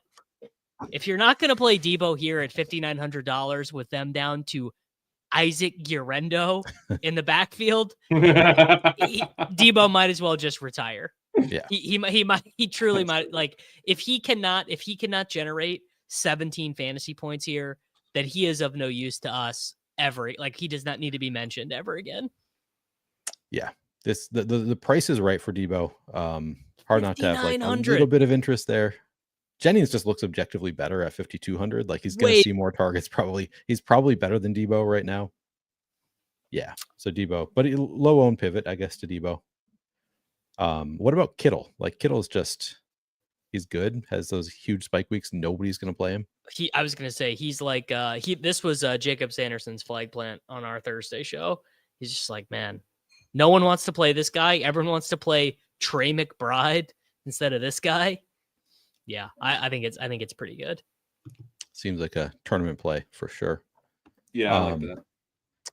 Any interest in so first of all the passing game for I guess Pat already kind of went through it, thinks it's going to be the Bears are going to lean more on the run. Do we have any interest in like the Bears? They've been pretty condensed since their bye week, and I wrote this up in my article, like went over the numbers, but it's like in 6 games since the bye, Keenan Allen 52 targets, DJ Moore 48 targets on 95% route participation, Rome Odunze 44. So like they're pretty concentrated, but I still can't get myself to be excited about playing any of them. Do you have any interest in like any of them? I don't know that they are concentrated enough because there's 3 of them. Yeah, I guess there's 3 of them, and none of them are that efficient.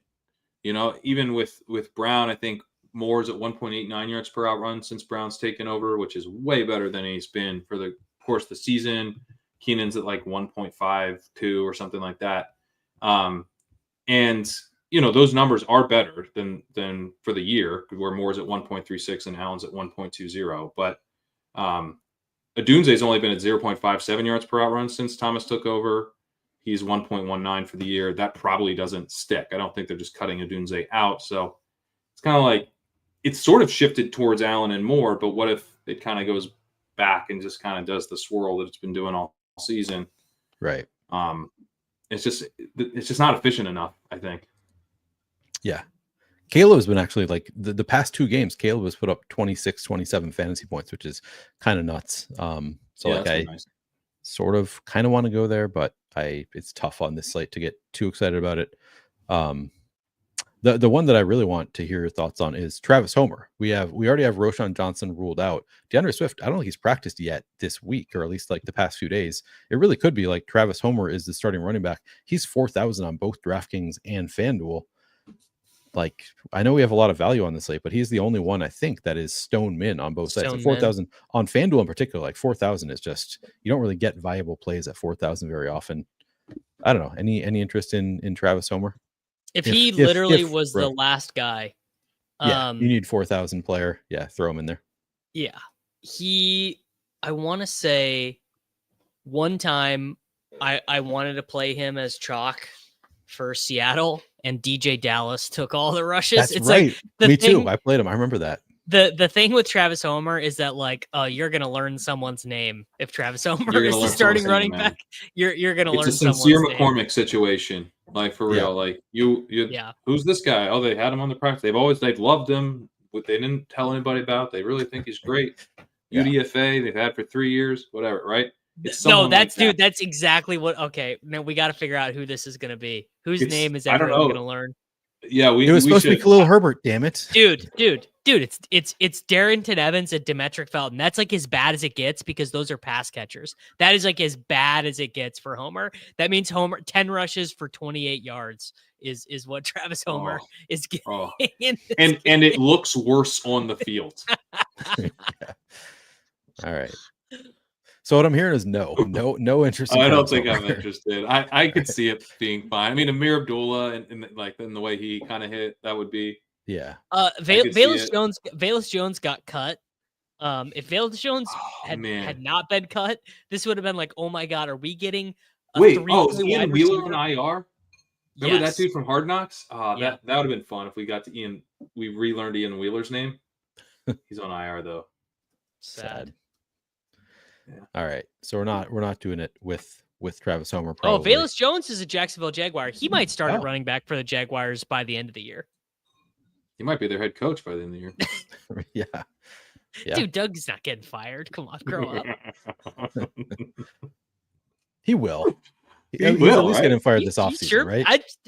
They said he was going to get fired if he didn't win the London game, and then everybody thought they were leaving him in London. Yeah, how did he not get fired after then that he's game? Just still the coach. I guess maybe you're right. I don't know, man. We're gonna get Lawrence back out there, see what else he's got, immediately get some concussed and season-ending surgery. I think that's you're like, okay, we're ready for a fresh start. Yeah, you'd think. Anything else from Bears and Niners? I'm kind of interested in Caleb Stacks. I mean, I probably won't play it, but like, man, are they condensed? It does seem sharp. Like I don't know. Yeah.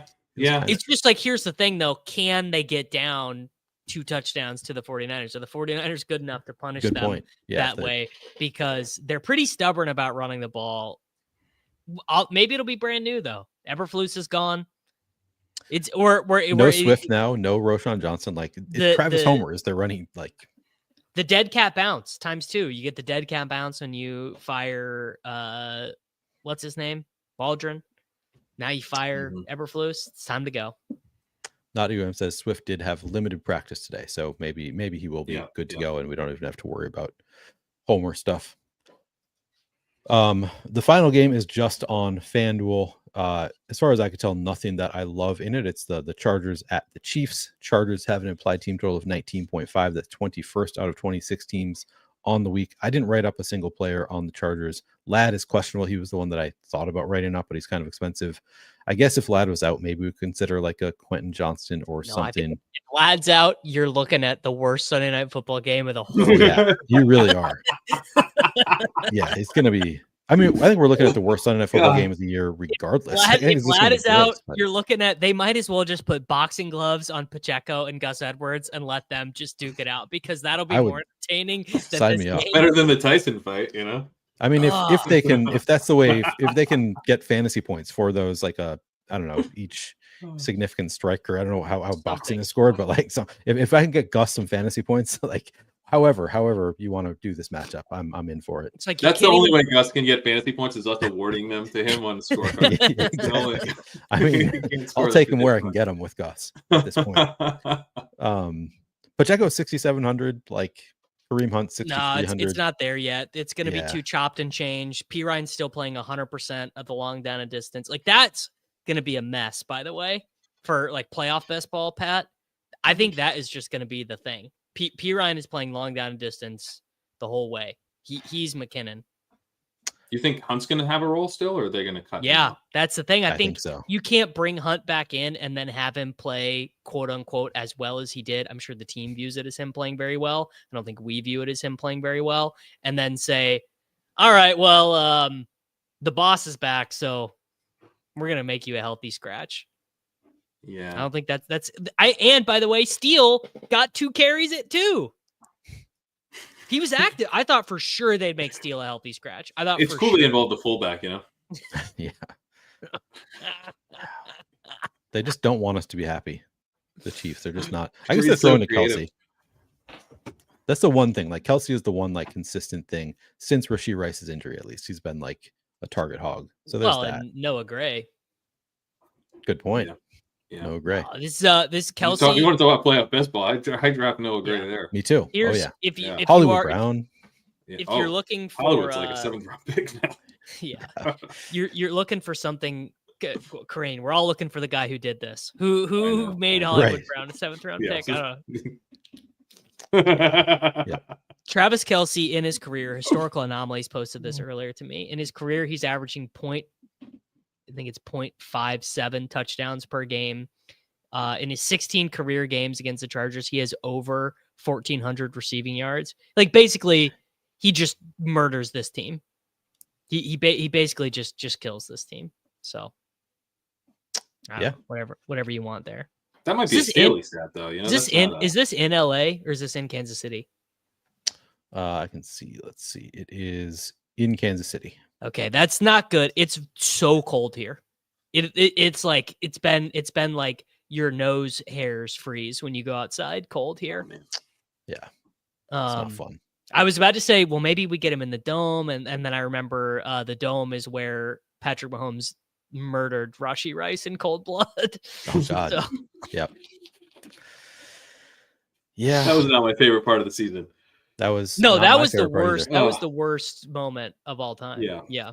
I think the Godwin injury for me personally was the most painful because it was like the game was basically over, like less than a minute left, and then just like Godwin on the ground out for the rest of the game. That was probably the most painful for me. I think I had like 2 Godwin teams. So Rice was definitely the worst for me. Yeah, I was not as sharp as I should. I did like the full. Rice. I knew it was clearly season-ending injury, but I was like, maybe it's not. For tonight, it's not. Right. Tomorrow, I'll see if it is. And then there was like conflicting news. Well, remember they kept lying about it. They kept being like, well, and then Schefter sent out a tweet that said it wasn't season ending, and then Rap Sheet said it was, and then it was a whole thing. I kept being like, well, that's not. He's fine. And then he's okay. Fine. He's okay. I'm just gonna live like he's okay. And then finally got the news that what would happen if you tried to play? What would happen if you tried to play football on a torn LCL? Does anyone know? He should. I don't even know what an LCL is, Davis. I mean, no, I don't know. No idea. I don't really know what it is either. It's one of the supporting ligaments in your knee, but it's not the biggest one. Okay. You've got plenty of supporting ligaments, it seems. Like, do you really need all of them? Didn't we learn that with Tyjae Spears? You don't need all of them. Isn't like Tyjae Spears missing some of those? Yeah. It's fine. He could play. I love they won't ever answer, and he won't. They're like, "So do you have an ACL?" And he's like, "Yeah, I'm working hard. Excited for the season." Right. Like, it's a strange thing. Yeah, I'm healthy. I'm good. Do you have an ACL, sir? Not UM says NFL weather says 50 degrees for the Kansas City game. So maybe it's getting a little warmer. Wow. Okay. Nice. The worst. That's pretty good news for you, Davis. You got a nice little weekend ahead of you. That is nice, yeah, because it's like, dude, it's been too cold to like even walk the dogs. It's been awful. Damn. I don't know what just happened to my camera. I just got super blurry. Oh, that's better. Okay. There you go. All right. We've done the full game by game breakdown. So let's just do the favorite stacks piece and then favorite players under 5% owned. Do we have stacks that are standing out to us? Jameis, Judy, and Njoku.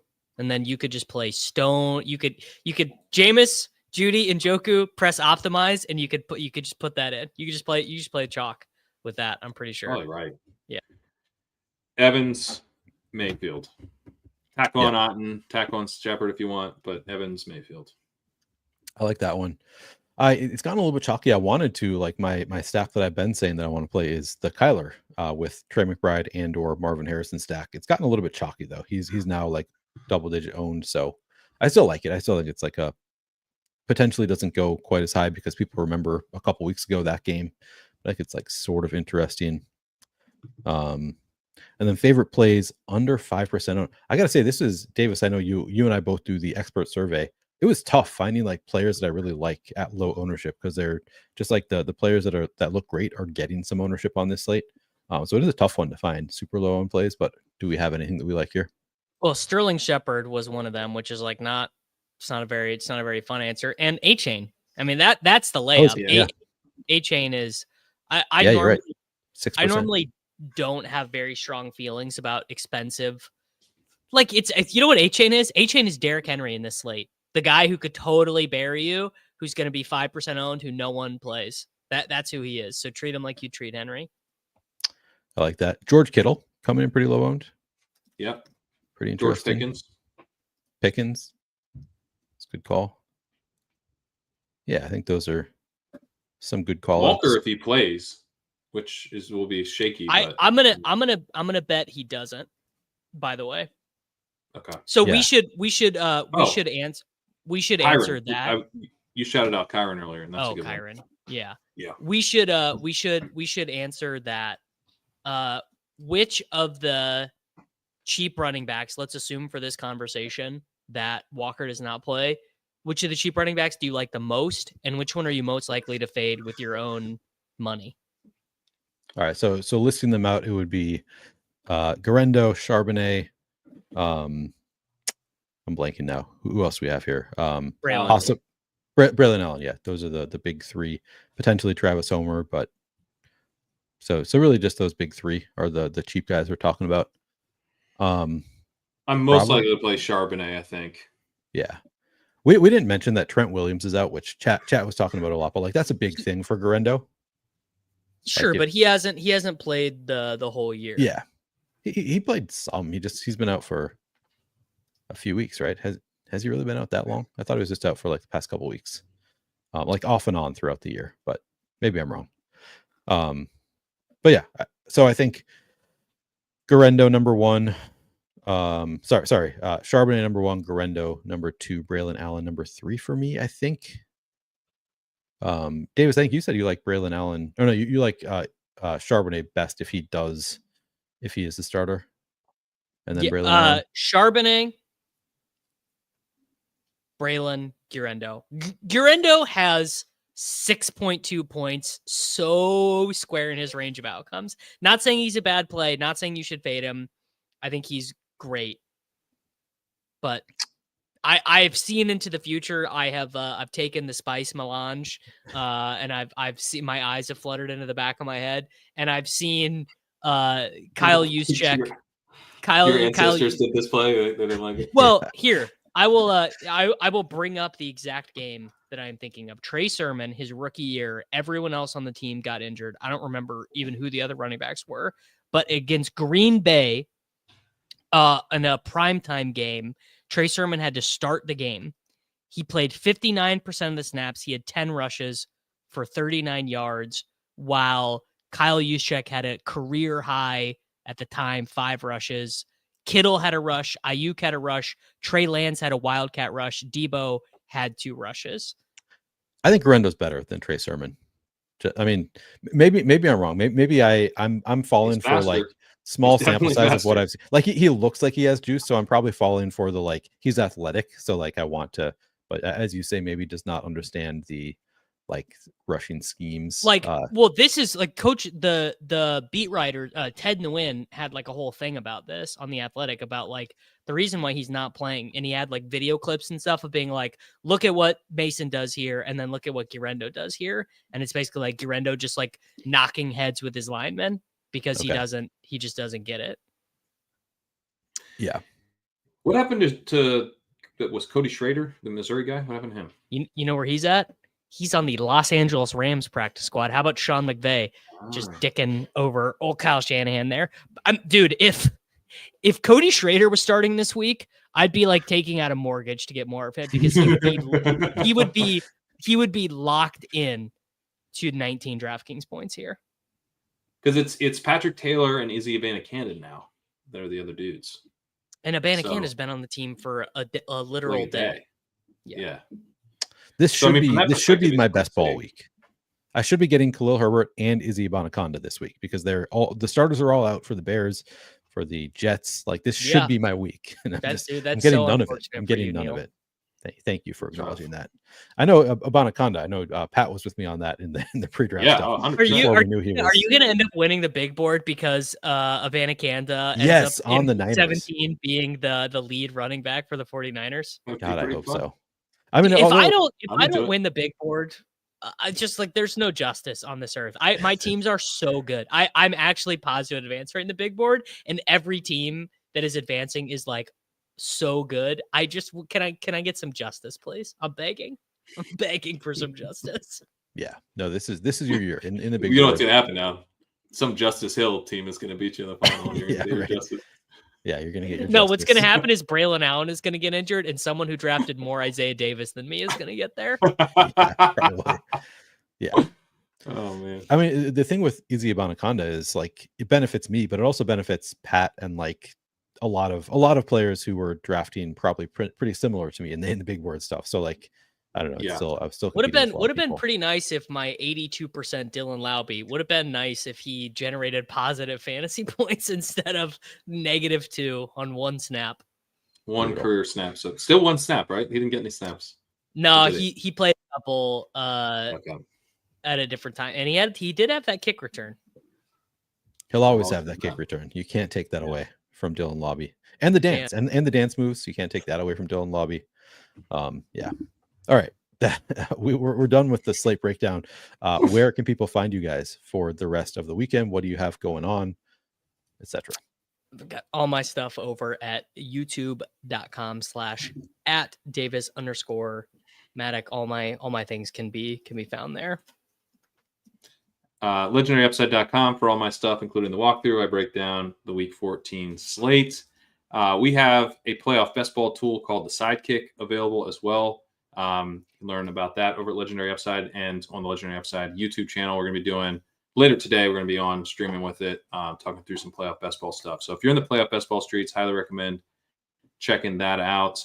We also just released today our NFL playoff odds. So if you're doing playoff best ball, that's just part of the normal leg up tier. The Sidekick is an add-on tier, but the playoff odds that we released are part of the base package.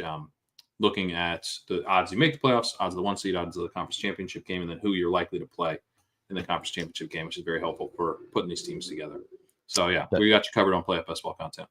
I don't like tools generally, and I drafted a couple without the Sidekick today, and I was like, I gotta pop the other window back up. I need it back. It's like so It's much good, more man. difficult without the Sidekick. Like the Sidekick just saves you a headache in drafting playoff best ball, because it's so much more like you need to draft a very specific way in playoff best ball, and it's going to lead you It helps in that direction. It helps you just remember what you're doing. That's to me the biggest value of it. It's like, what am I doing again? Right.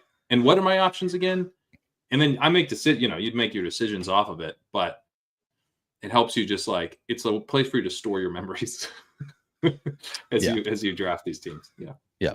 It's a great tool. Yeah, highly recommend.